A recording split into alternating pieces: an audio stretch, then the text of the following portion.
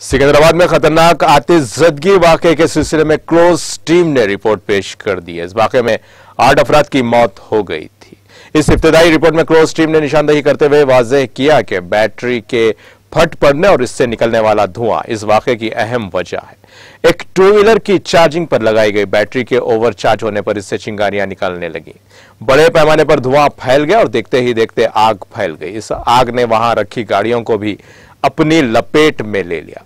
इस रिपोर्ट में कहा गया कि जल्द ही ये आग इमारत के सेलार से उसकी दूसरी मंजिलों पर फैलती चली गई। बैटरी में मौजूद लिथियम की वजह से आग और धुआं तेजी के साथ फैल गया।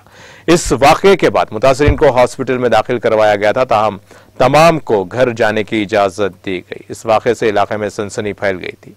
ये हमा मंजिला इमारत रेलवे स्टेशन के करीब है। एक हमा मंजिला ग्राउंड फ्लोर पर इलेक्ट्रिक बाइक्स का शोरूम है और ऊपर की चौथी मंजिल पर लॉज है।